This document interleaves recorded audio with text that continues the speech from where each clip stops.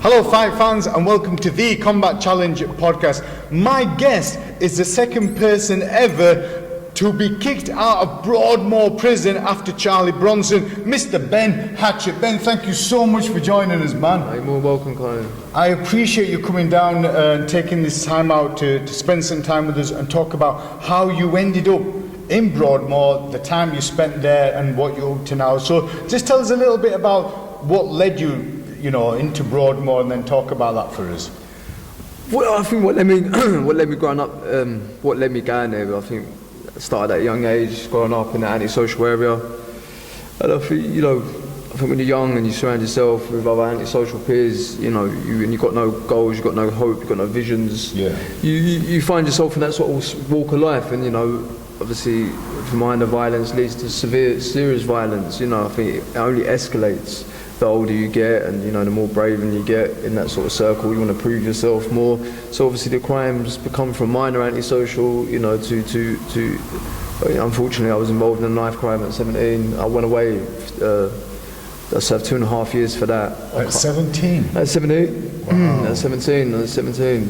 Which is why now, I don't want to skip, I'll go back, but which is why now, obviously I work with youth now, down where I live, I live down where I live, down, we're up north here, aren't we? But so now I work with a project called No Knives, so I work with kids. I've been on both sides, I've been an aggressor with a knife and I've been on the receiving end of a knife. So, and I saw something in Reading the other month, 13-year-old boy lost his life, it was kids killing kids, so I think it is serious. It's not just the cities, it's happening all over, and it's a main issue that needs to be done. And all these, I think boxing is one of the great things. You've got good organisations, shanks down, gloves up, what's the other one now, weapons down, gloves up, knives down, gloves up, and anything sort of, I think boxing's, for me as well, why I chose boxing, is a very good way to sort of channel. Sure. I think. So you were 17, you ended up going to prison, you got a 2 years custodial sentence, did you? I got 5 years, they sentenced me to 5 years, I served 2.5 years, I did a couple of adult prisons, but mostly the wires, the 18 to 21 young offenders. So, yeah. Okay, and then how old were you when you got sentenced to Broadmoor, and how long was you 21. sentenced? I was only out. I come out for 7 months. There was an altercation in the pub. It had nothing to do with me. But when you're on a thing called licence, if you're arrested, you get recalled. Then you have to sort of wait and come through to court. But I wasn't behaving inside, and I would like to say, I was a big lad back then. I don't know if you've seen the pictures and that. I was walking around nearly 14 stone there, but I had muscle. I was just short, big lads, and I had a lot of big attitude, I had a lot of emotional anger and that. I was getting involved. I was still completely antisocial. I had not changed. I had no intention of changing. I was fully antisocial, and I was getting involved with some serious sort of stuff inside, which actually led me to getting a combination of things. Led me to get a life sentence. So I was given a section 3741, which is indefinite. So you were given a life sentence? A life sentence at 21 years old, So wow. It's indefinite, that's what they call it. Section 3741, indefinite. There's no release date. Talk us through the first day in Broadmoor, just talk us through that induction time.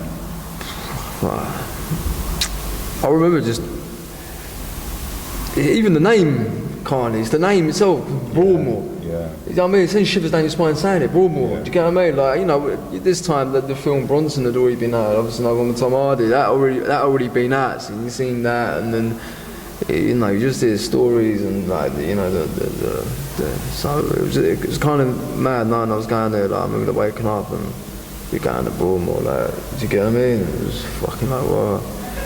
And going there, it's just like what you sort of imagine, man. It's still difficult to speak about. It's hell on earth, bro. Do you get what I'm saying? It's like, I was stabbed in hot water. I think 4 weeks when I was there, just because someone thought I was a zombie, bro. Do you get what I mean? Right. So just to remind it, so you're saying you were stabbed in hot water because somebody thought you were a zombie? Someone thought I was a zombie. He just received. It was Matthew Gazzardi. He just received a life sentence himself for murder. See, in there, it's end of the road, do you know what I mean? Right. It's like, for me, I was there because of all my protests and all the things I was doing inside prison. So I become very problematic for the prison system. Right. So they was like, what do we do with him?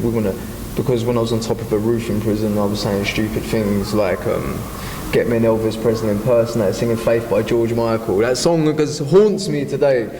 But when you say things like that, and I was being very problematic, they was like, what do we do with him? Do you know what I mean? And obviously I had an escape attempt in that as well, so it puts you in the high risk category. So for me, end of the road, they wanted to send me to Broadmoor, they wanted to medicate you, you know what I mean? They wanted to control you. A lot of the people there is like, you know, a lot of life is there, do you know what I mean? The worst of the worst, or, you know, people have hit end of the line, so. Yeah, so the guy that hot watered and stabbed me, I think I was there about 3-4 weeks when that happened to me, because he thought I was a zombie. And where did that take place? Was it like in a communal area? Yeah, in the canteen, and it like, so you got the wards. It's different to sort of prison, the structure. Has it got more of like a hospital feel to it? Nah, I won't say that, no, I won't say that. Do you know what, you can't explain it, bro, like, honestly, like, they're their own worlds, mate, like, literally, they're a world of their own, bro, like, there's prison and there's Broadmoor, do you get what I'm sort of saying? Yeah, like, sure. there's something, you can't even compare it to places, it's something else, mate, like, it's something else, but... So you're in the canteen area? Yeah, so I was there we was getting drinks. The guy had just been lifed off, he should have been on like arm's length observation, to see how his head was, because he just got, I think, 26 or 28 years for murder. He murdered someone in a cafe in East London, Matthew Gazzada. And so basically, on the admission wards, which is like induction ward, people would know, but they call it admission ward. So the guy, on these admission wards, like, they're very tight, you can't have your shoelace. So obviously someone's been killed there, that obviously who did it, obviously through shoelace and things. So it's very like stricter, do you get what I mean? They're very like high, you know, you can't pick things up and all that, like the seat, the weight is, the TV's covered, do you know what I mean? Everything's very, how would you describe that? Very, like, what's the word? So is that's trying to negate any sort of opportunities for potentially using stuff Yeah, as but there's like a weapons word and for like, I wouldn't say health and safety, it's very like, I don't know, there's got to be a word. I'm trying to think of a word, but I can't think of it. It's sort of, it takes away any sort of risk. It's like risk prevention. That's the one I was thinking of. Risk prevention. So they must have done like their own risk assessment. That's all way. Yeah, so it's very risk prevention. All this. Sure. And then every hour you can go for a hot drink. Now, behind their counter where the staff go, the water machine comes out boiling. The patients are not allowed boiling hot water. So they have to be milked down, or has to be put down with cold water. Yeah. You know, over time, start to get comfortable, nothing's happening, they get too comfortable, you know what I mean? Like, oh, these silly rules, you know, become a bit complacent, don't they? Yeah, little rules just sort of fizzle out over time, and you know, because nothing's happened. Only when something happens, that's when, oh shit, that's an actual rule. Yeah, this geezer said he got his cup full of hot water, and yeah, I think it was tea time, because obviously the cutter was out. You could get at this time, you could get bread, and if you had any snacks at this time as well, they could make toast and that, so you allowed the cutlery was out. And so anyway, I remember like dropping my milk lid. So I'm standing up the counter, imagine this is the counter, the staff's behind there, done the drinks, given the hot water. And I remember I had this milk cart, yeah, and the lid dropped. And I was thinking, what should I do? Should I pour it in my milk in my cup first, or should I just grab the lid? And I was doing quick sort of moment, like, and I was like, oh, I'll grab the lid. And as I turn over, get the lid, I just felt splash on my back, innit, yeah? So I turn around, you know, when you just pick up that vibe, you turn around, he's there, and like, it's obviously fight or flight mode. Back then, you know, my mindset was very, you know, it was volatile. So I've laid into him. So we've gone into it, he's gone into panic mode, he's grabbed, which was a fork off the side. And as was in it, he just started stabbing me in the back. So he stabbed me in the back, but I sent him there a few times and that, with a fork, out of all things, do you know what I mean? But so, yeah, got into it, and that was like, I'd been there about 3 weeks. Wow. And how long did you end up staying there? It's 2 years in Broadmoor, 2 years. And what was the turning point for you being chucked out? Talk us through that. I think it made national newspapers and that, there was a riot that happened. So. But a lot of that come out in the Amazon Prime film, you know, it's not something I've got. So you're talking about Amazon Prime, so is it going to be a movie about you, brother? Yeah, I signed the script rights over. Obviously there's a script getting written for the film. Obviously the Amazon Prime documentary film will be out after my fight, which should have been done in November. COVID, man, isn't it? COVID's delayed things, but yeah, but obviously the Amazon Prime film documentary will be out hopefully this year. Obviously there's news, obviously 10th of July I'll be fighting in the IBA. So yeah, but I was meant to fight in November, so I've been getting filmed for Amazon Prime since the day I got out July last year. So I've been getting filmed literally since the day one that I got out. The first day I had a party and that, Liam Gavin and film, and they was all there. And it was meant to be my fight leading up. It was just sort of like a bit of a redemption story, showing people you can change. And yeah, if I'd never been in that, would have been it. But you know, things have escalated. A lot of people took interest to the story because it is a crazy story. It's even crazy now when I talk about it so much. Yeah. But it feels so surreal, doesn't it? Like it's an out-of-body experience that you were there in Broadmoor for 2 weeks. Looking back, it is still, man. Like I still carry a lot of shit from me with Kanye. Sure. I ain't gonna lie, bro. Like I mean, the things I've seen, like you know, you see these people on documentaries and that. I live with them. All these, and worse than them, I have problems with these people. I have people coming with me at some sort. I'm sort of saying there's a lot of experiences. You know, that doesn't leave your head. You know, I still suffer anxiety. No, like you know, with food relations, like sometimes I feel like panic attacks when I eat and that. Really? Yeah. It's just sort of like mental scarring and that. Like when I was in there, so you know, I've come out and it's been a mad whirlwind. There's so much going on, which is good. It's exciting. I'm inspiring people up and down the country. Now they're you've got kids watching you and that, which is what I set out to be when I changed.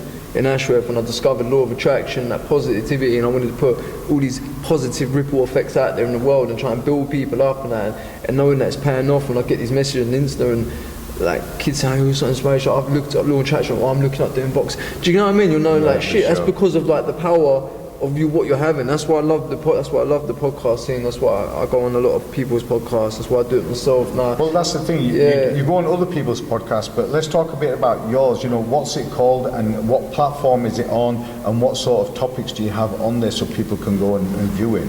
Well, Ben Hatchett, if you type me in there, I've got like a logo. You've seen the logo, you've seen it's tattooed on my back, isn't it? Yeah, it's a big fucking tattoo.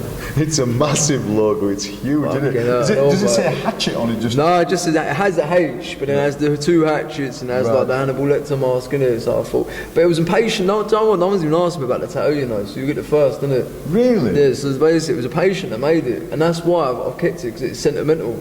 What, they made that whilst you were there? Not made it when I was in there, the actual design, the logo. He come up to me, he shot as a box of frogs, like, he's randomly, so ill, honestly, it was most, and one day he just come up with his logo. It was a bit more unprofessional than how it was, you know, a bit of a bodge, but it was just sort of like, he goes, when you go out and box, this could be your logo. And I just always kept it ever since then. So people wonder why that is my logo, and that's literally why, because of obviously a patient at the last place, he gave it to me, so it means quite a bit. Yeah. So I've kept it all that way, just sort of reminder of like where I was, you know. So, for sure, man. And it's a pretty cool logo as well. It is. It looks good, man. It looks good. Yeah. So on YouTube, just getting doing podcasts, people with different walks of life. You know, I've had a lot of celebrities on, which is good, and. I try and do short documentaries. I went up with Big Nasty. Did you see that one? Me and Big Nasty at his new gym. Like, really? He was doing a bit of boxing with him, MMA and all that. Like, you'll like it, man. MMA. He was showing me old jiu-jitsu with me and Big Nasty doing roly-polies and that. You know what I mean? And he's a comical guy as well. But again, you know, me and him said the same thing. Is, you know, I like to have a message behind my podcast, and mine is, you know, about showing people if you've got like taking your energy and channel it into something, you know. That's why I come up today with the opening the gym and things. It's like, it's good youth, and you know, I wish I had things like this going on, like people like yourself. I've been told you do a lot of community work, and it's you know, and it's great that Big Joe Egan is coming and he's putting his name to this, and it's just helping youngsters, isn't it? Definitely, man. I've got a lot of love for Joe, and he's a cool character, man. By nature, he's an amazing guy. He's humble. He's helped me so much since I come out. You know, we've become great friends, and he's amazing, man. Brother, when I met him, right, and I shook his hand, his fingers were like paninis. They're just massive. Mate, look at the size of mine, bro. I have to shake. Do you know how many times I shake his hand? Do you know how many times I feel like it's going to break my bones, bro? When we're talking and we're having a joke and all that, like, go wax for that. He half knocks him off the chair sometimes, can't he? You know what I mean? Yeah, because he is quite demonstrative. He's always like touching when you like talking to him, man. It's actually grabbing with me, but I'm small these days, mate. Fuck you, like, you know what I mean? He's going to break my bones. No, but it's really cool that you're putting your name to stuff like this, you know, and 100%. Being involved, and also, you know, there is turmoil. We all have like our demons with us, you know, and it's how we try to control them. And it's cool that there'll be a time where people can look at your story and they can watch the movie that comes out and kind of reflect on you and how sometimes it's so difficult in life, but you're still able to overcome those hurdles and try to be as sane as possible in the community, you know what I mean?